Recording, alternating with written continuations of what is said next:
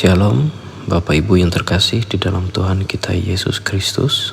Pada hari ini Selasa, tanggal 9 Agustus 2022, saya Pendeta Hanming pribadi mengajak kita bersama-sama di dalam perenungan firman Tuhan yang terambil dari Ibrani pasal 11 ayat yang ke-17 sampai dengan yang ke-28, yaitu dengan judul perikop saksi-saksi iman.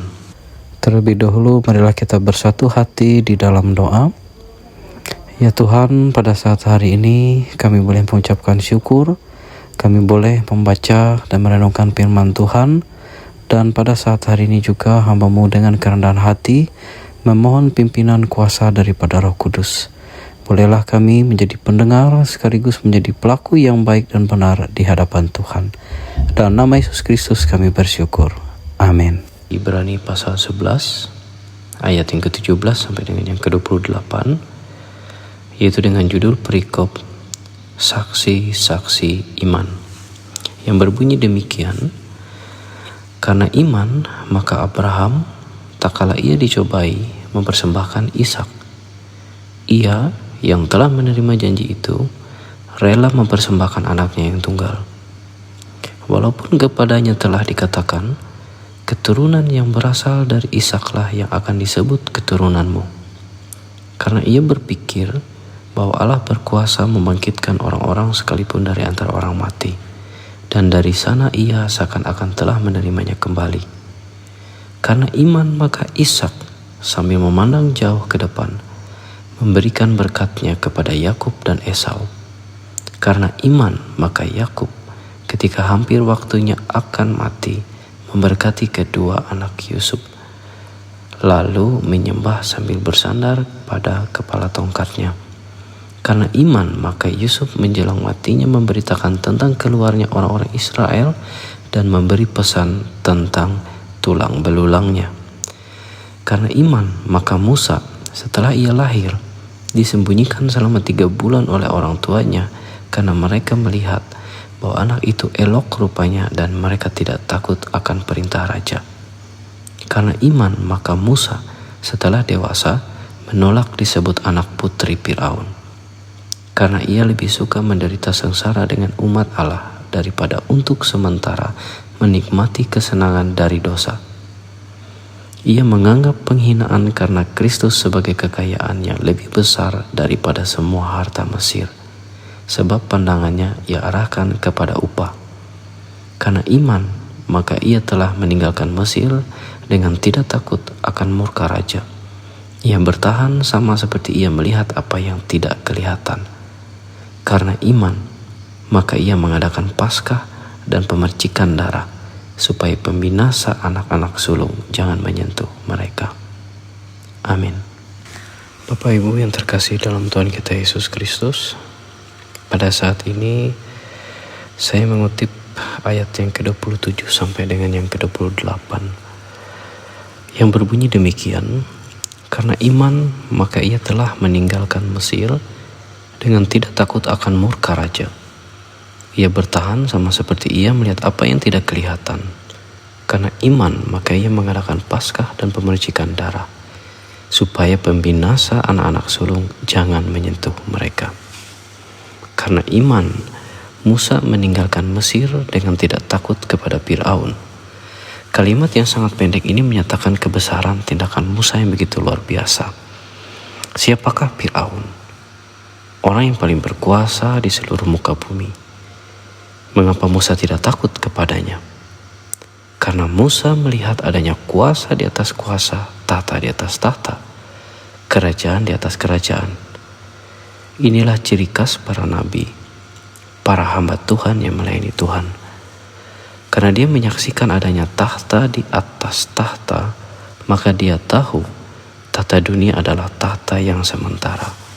Suatu hari nanti, penguasa yang duduk di atas tahta dunia pasti akan turun, karena kuasa yang dia miliki bukanlah kuasa yang kekal.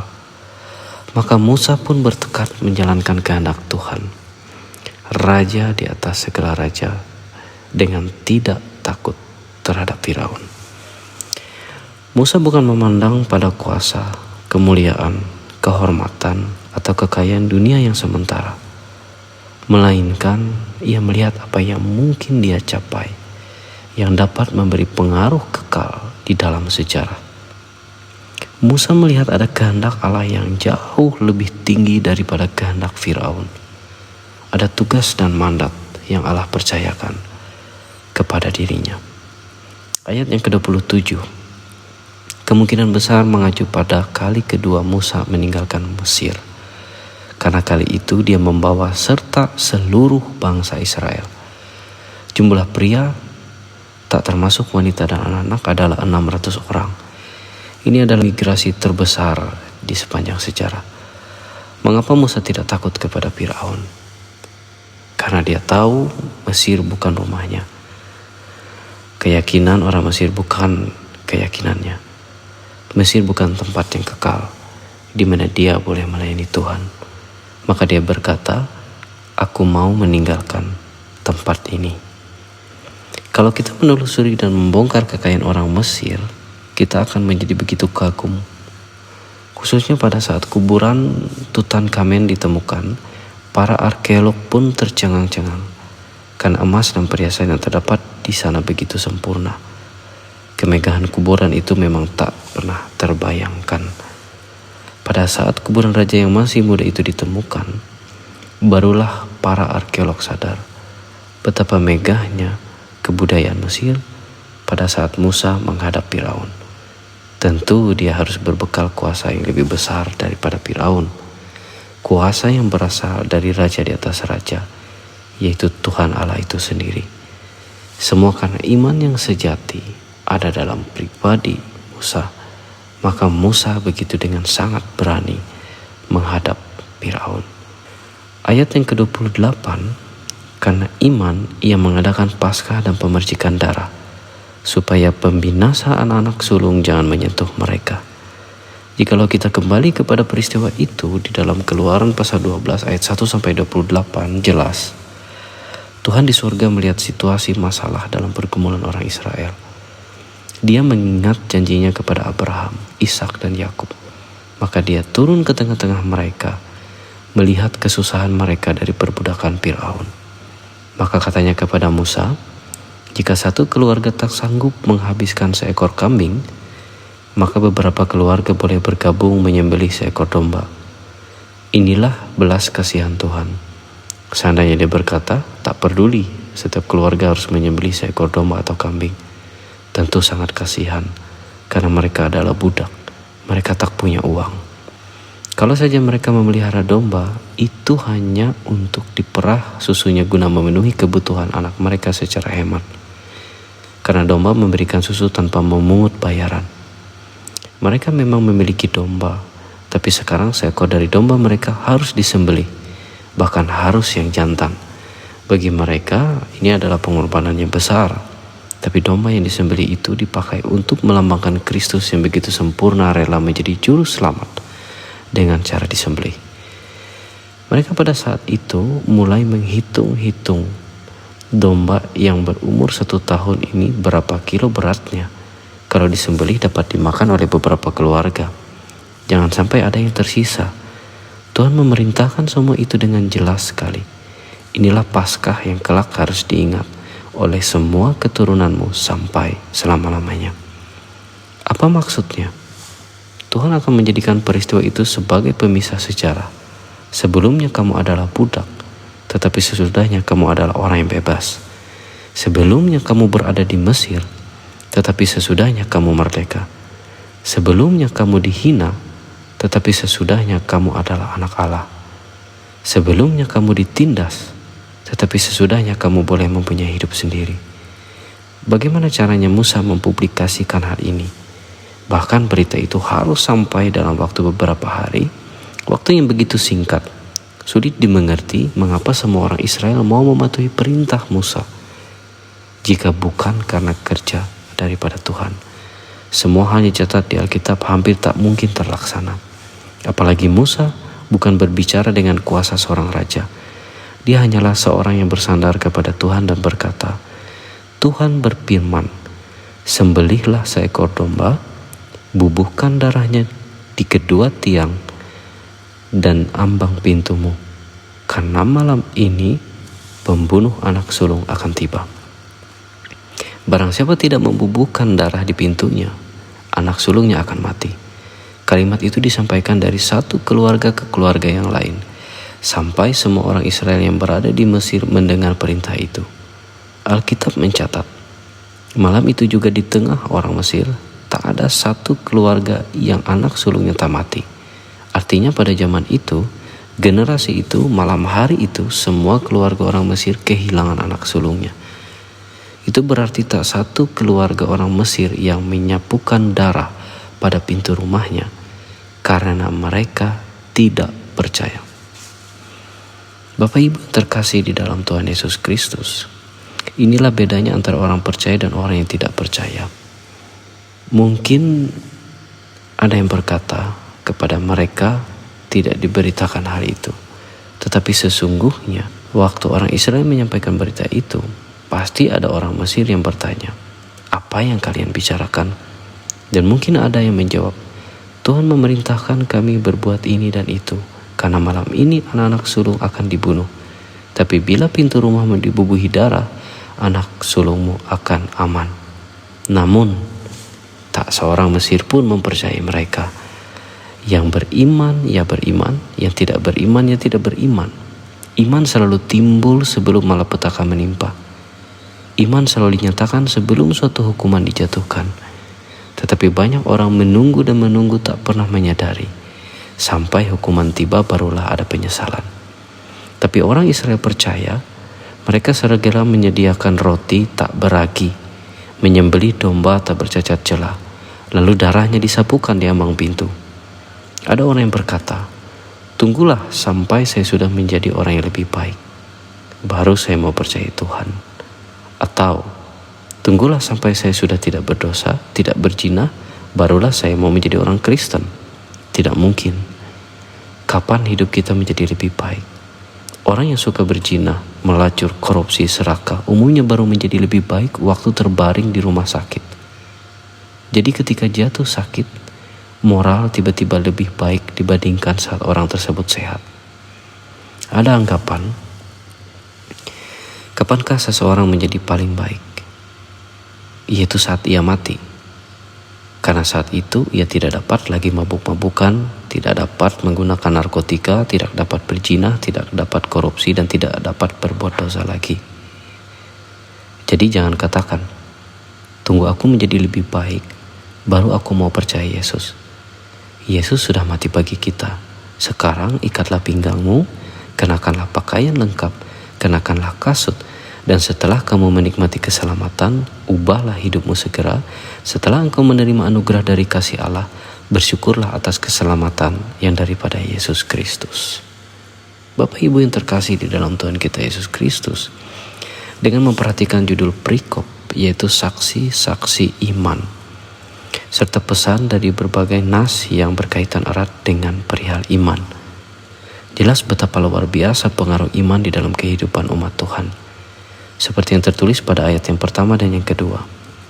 Iman adalah dasar dari segala sesuatu yang kita harapkan dan bukti dari segala sesuatu yang tidak kita lihat. Sebab oleh imanlah telah diberikan kesaksian kepada nenek moyang kita. Salah satunya dalam cerita tentang Musa yang telah kita tadi telaah bersama. Khusus pada ayat yang ke-27 dan 28.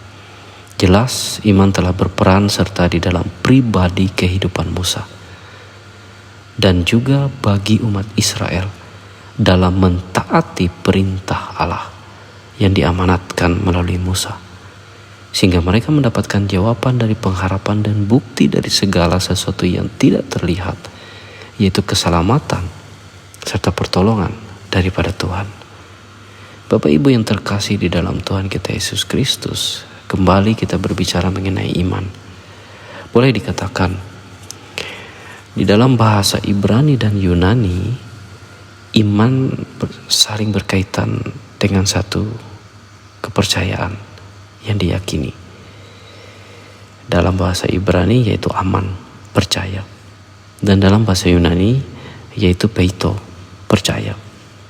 Dengan demikian, istilah iman di dalam Alkitab, iman berkaitan dengan suatu kepercayaan dan menerima bahwa sesuatu itu benar. Iman yaitu mengandalkan, mempercayakan diri kepada sesuatu yang diyakini.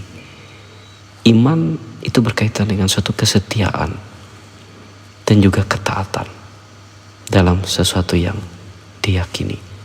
Dalam Perjanjian Baru, iman terutama itu jelas ditujukan kepada Yesus Kristus, yaitu percaya kepada Tuhan Yesus Kristus dan percaya kepada perkataannya bahwa Dia adalah Tuhan dan Juru Selamat, dan mempercayakan diri kepadanya serta juga percaya dan menerima kebenaran Injil.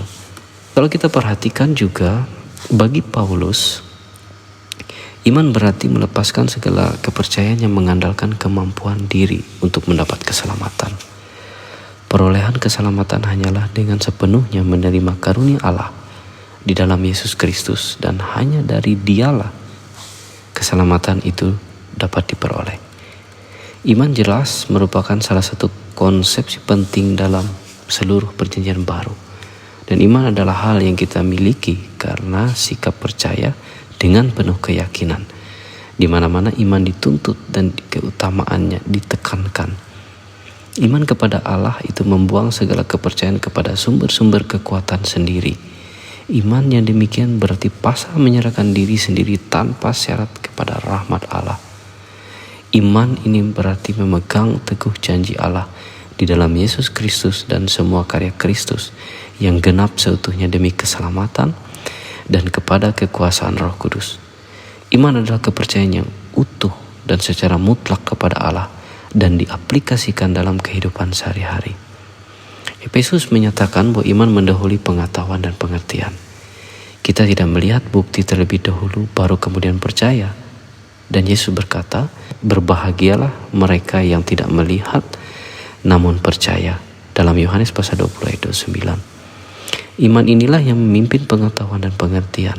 Kita tidak mungkin mengerti Tuhan yang begitu besar dengan akal budi kita sendiri. Akal budi sudah jatuh dan tercemar dalam dosa. Akal budi tidak mungkin mampu menampung semua pengertian yang terlalu luas dan kudus tentang Tuhan.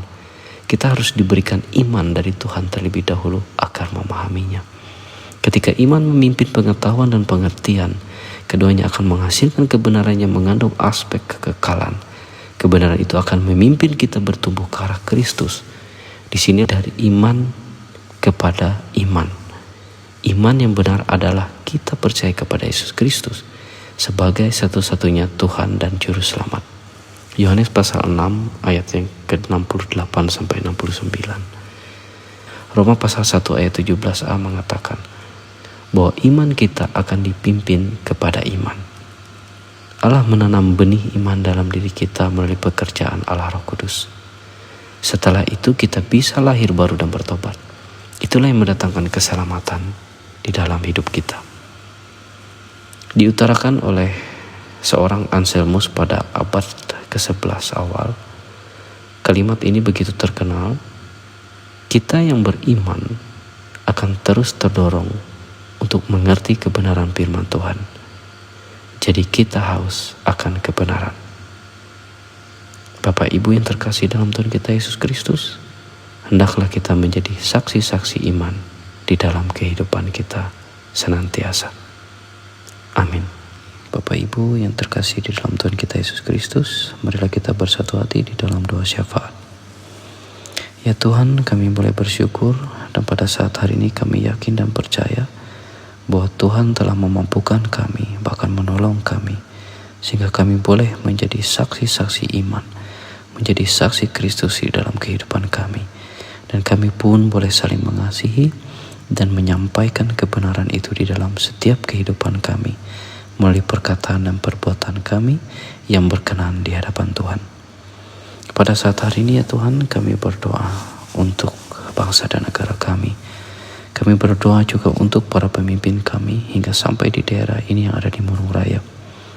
Kami yakin dan percaya senantiasa para pemimpin kami ini boleh diberikan anugerah daripada Tuhan, yaitu kebenaran. Dan kami yakin dan percaya mereka senantiasa tetap setia di dalam kebenaran Tuhan. Terima kasih ya Tuhan, kami yakin dan percaya para pemimpin kami boleh melaksanakan tugas tanggung jawab mereka dengan adil dan bijaksana. Kami berdoa juga untuk seluruh gereja yang ada hingga sampai di daerah Mangun Raya ini. Dan terkhusus juga untuk lembaga gereja kami GKE. Kami yakin dan percaya dalam pertumbuhan perkembangannya boleh menghasilkan buah yang baik dan yang benar. Kami yakin dan percaya seluruh para pekerja, hamba-hamba Tuhan, dan seluruh anggota jemaat yang boleh ambil bagian di dalam pelayanan senantiasa diberkati dan disertai oleh Tuhan. Kami juga berdoa ya Tuhan untuk seluruh orang tua kami yang lanjut usia. Kami berdoa juga untuk saudara-saudari kami baik janda dan duda yang menjaga kekudusan hidupnya. Kami juga berdoa untuk anak-anak kami yang tidak memiliki orang tua, anak-anak yatim piatu. Kami juga berdoa ya Tuhan untuk saudara-saudari kami yang berkesusahan, yang mengalami pergumulan berat, untuk saudara-saudara kami yang mengalami musibah dan bencana. Kami yakin dan percaya seluruhnya ini yang kami bawa di dalam doa ya Tuhan. Kami yakin Engkau memberkati, Engkau menguatkan, Engkau menyertai ya Tuhan. Terima kasih ya Tuhan, terkhusus ini juga kami berdoa untuk seluruh anggota jemaat kami yang ada di Gloria Sungai Lunuk. Kami yakin ya Tuhan, seluruh hamba-hamba Tuhan, seluruh pengikut Tuhan, kami yakin dan percaya anak jemaat-Mu Tuhan yang ada di Gloria Sungai Lunuk ini diberkati dalam setiap kehidupan rumah tangga mereka, usaha dan pekerjaan mereka, rancangan-rencana hidup mereka juga mereka serahkan seluruhnya di dalam penyertaan dan pertolongan Tuhan. Kami yakin dan percaya kami senantiasa dikuatkan dalam iman dan pengharapan kami yang hanya bersandar kepada Tuhan Yesus Kristus saja sebagai satu-satunya jalan kebenaran dan hidup yang kekal. Bapa kami yang ada di sorga, dikuduskanlah nama-Mu. Datanglah kerajaan-Mu, jadilah kehendak-Mu di bumi seperti di sorga. Berikanlah kami pada hari ini makanan kami yang secukupnya. Dan ampunilah kami akan kesalahan kami, seperti kami juga mengampuni orang yang bersalah kepada kami. Dan janganlah bawa kami ke dalam pencobaan, tetapi lepaskanlah kami daripada yang jahat. Karena Engkaulah yang mempunyai kerajaan, dan kuasa, dan kemuliaan sampai selama-lamanya. Amin. Tuhan memberkati engkau dan melindungi engkau. Tuhan menyinari engkau dengan wajah-Nya dan memberi engkau kasih karunia. Tuhan menghadapkan wajah-Nya kepadamu dan memberi engkau damai sejahtera. Amin.